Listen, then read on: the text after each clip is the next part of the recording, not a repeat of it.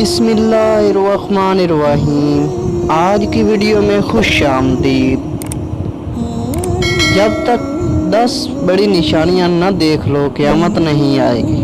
हज़रत अबू हुज़ैफ़ा बिन असीद गफ़ारी रज़ी अल्लाह ताला अन्हो फरमाते हैं कि एक मरतबा नबी सल्लल्लाहु अलैहि वसल्लम हमारे पास तशरीफ़ लाए तो हम आपस में मुज़ाकरा कर रहे थे।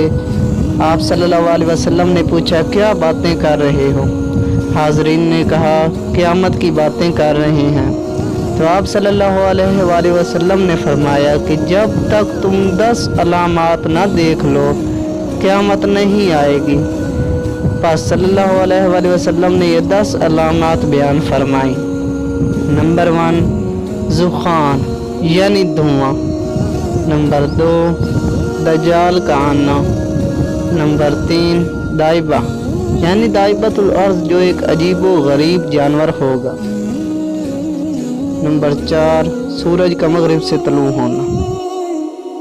नंबर 5 ईसा बिन मरियम का नज़ूल।